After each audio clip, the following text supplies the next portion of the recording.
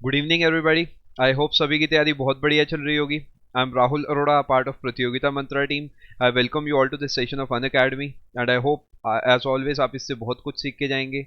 सबसे पहली बात तो मैं आपसे ये कहना चाहूंगा कि इस सेशन को आप ना हिंदू बन के ना मुस्लिम बन के एक आम नागरिक के तरीके, एक एस्पिरेंट के तरीके आप इसे समझोगे, तभी आप जो मैं यहाँ पे आपको सिखाना चाह रहा हूँ वो सीख पाओगे। तो keep this point in mind. उसके बाद आगे बढ़ते हैं। और एक चीज और मैं आपको बता दूं, इस वर्डिक्ट को लेके जो सवाल बनेंगे पॉलिटिकल कभी भी नहीं होंगे।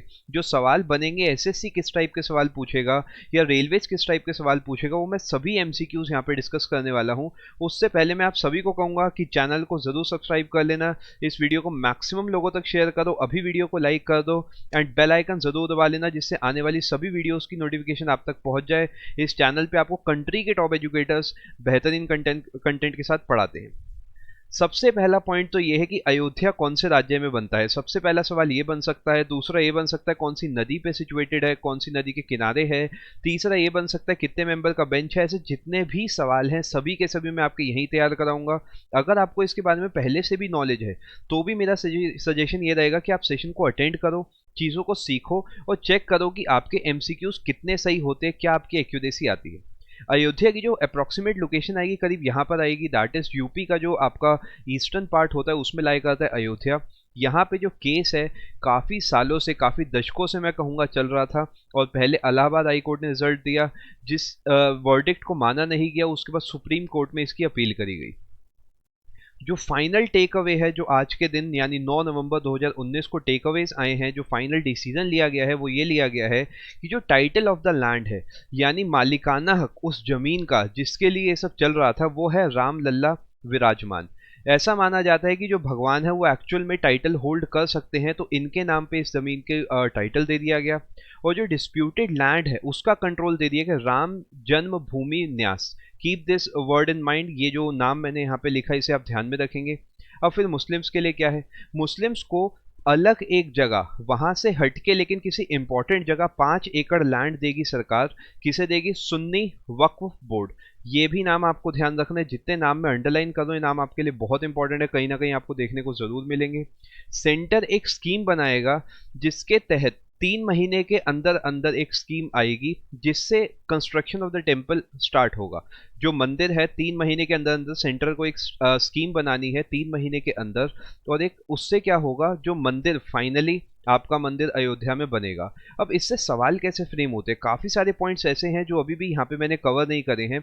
मैं चाहता हूँ कि आप एमसीक्यूज के थ्रू उन्हें सीखें, और अगर जो चीज़ आपको नहीं आती उसी समय वीडियो को पॉज करो, कॉपी पेन लेके उसे नोट करो। सबसे पहला सवाल फटाफट ट्राई करो। तो 10 सवाल पूछूंगा मैं आपसे, 10 सवाल में से देखो आपकी क्या एक्यूरेसी आती है, 10 on 10 आती है या नहीं आती। कितने मेंबर का बेंच है, कितने मेंबर का जो बेंच है जिन्होंने फैसला सुनाया था अयोध्या, ये जो राम मंदिर और बाबरी मस्जिद का जो केस है? 3, 5, 7 या 11? अब हम लोगों को लगता है बहुत बड़ा केस है, हो सकता है बड़ा बेंच होगा, लेकिन ये जो है 5 मेंबर बेंच था जिसमें chief justice of India Ranjan Gogoi भी शामिल थे। ध्यान रखना 5 मेंबर का बेंच था। सवाल नंबर 1 का answer. Question number 2, the 5 member supreme court constitution bench announce the judgement. अब देखो यहाँ पर क्या करा हमने, पिछले क्वेश्चन की इंफॉर्मेशन को ले लिया जिसे आप रिवाइज कर सको। कब सुनाया था, कब फैसला सुनाया था? देखो आज के दिन तो आपको आसान लग रहा है क्योंकि आपको पता है 9 तारीख है, आज फैसला सुना है, लेकिन जब कुछ महीने बीत जाएंगे तब आपको हो सकता है ये चीज़ याद ना रहे, इसलिए इसका एमसीक्यू करना बनता है। थर्ड ऑप्शन सही आंसर होगा 9 नवंबर 2019 को। Who has been appointed as the 47th chief justice of India? Star बना रहा हूं, बहुत इंपॉर्टेंट सवाल है। अब इससे जुड़े 2-3 सवाल बनते हैं, सभी के सभी मैं यही डिस्कस कराऊंगा, चाहे वो 47th हो, 46th हो, करंट हो, या फिर इस इशू से रिलेटेड कौन सा है। सबसे पहले एक चीज ध्यान रखना, जो 47 चीफ जस्टिस ऑफ इंडिया है वो आपके बनेंगे SA बोबडे, यानी शरद अरविंद बोबडे। ध्यान में रखना है नाम आपका। अभी जो केस फाइनल हुआ है, लेकिन क्या उस समय ये चीफ जस्टिस है? नहीं, अभी जो चीफ जस्टिस आपके हैं वो है रंजन गोगोई। तो ध्यान में रखना 47th आपके हैं ऐसे बोबडे, 46th आपके हैं रंजन गोगोई। क्वेश्चन नंबर 4 देखो, जो इन्फॉर्मेशन हमने पहले ली उसी को इस्तेमाल करते हैं। अब आप मुझे आंसर दो फटाफट से कमेंट सेक्शन में, who is the current chief justice of India? फिलहाल में चीफ जस्टिस ऑफ इंडिया कौन है? ऐसे बोबडे, रंजन गोगोई, के वेणुगोपाल, या फिर नन ऑफ दीज?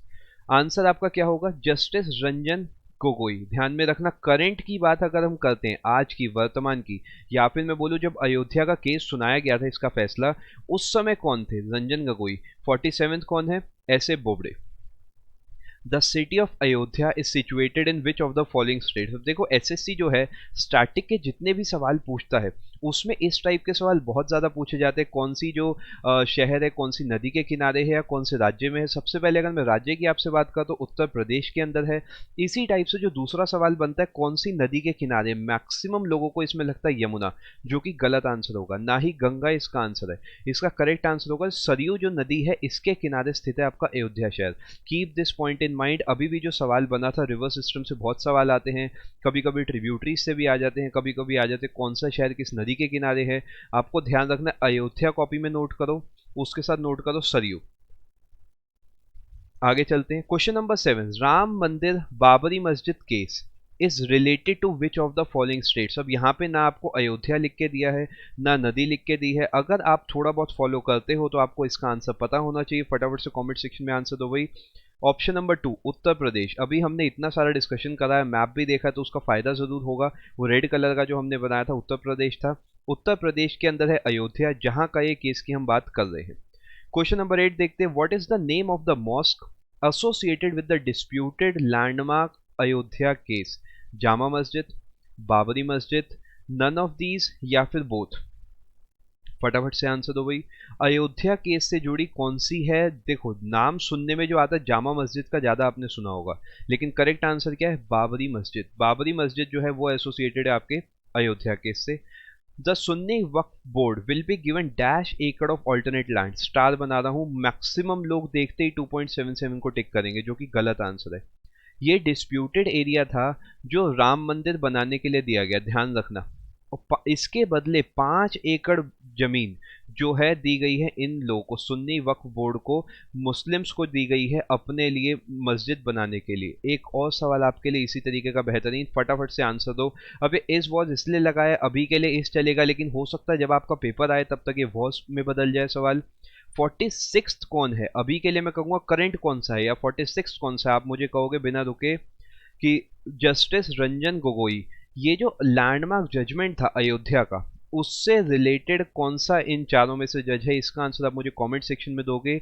जो अयोध्या लैंडमार्क जो केस है, इसका जो फैसला सुनाया है, उससे जुड़ा उस समय का चीफ जस्टिस ऑफ इंडिया कौन है? इसका आंसर आप सब लोग मुझे कमेंट सेक्शन में अभी दो।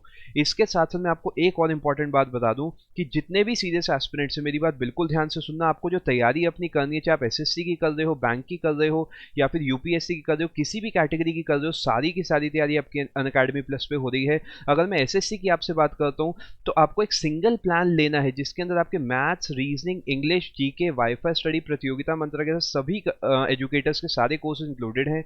पूरे 1 साल का प्लान आपको सिर्फ इस रेट में पड़ता है अगर आप डिस्काउंट कोड प्रतियोगिता मंत्रा लगाते हो, जिसके अंदर मॉक टेस्ट, डाउट सेशन सब कुछ इंक्लूडेड है। कहीं नहीं भटकना आपको।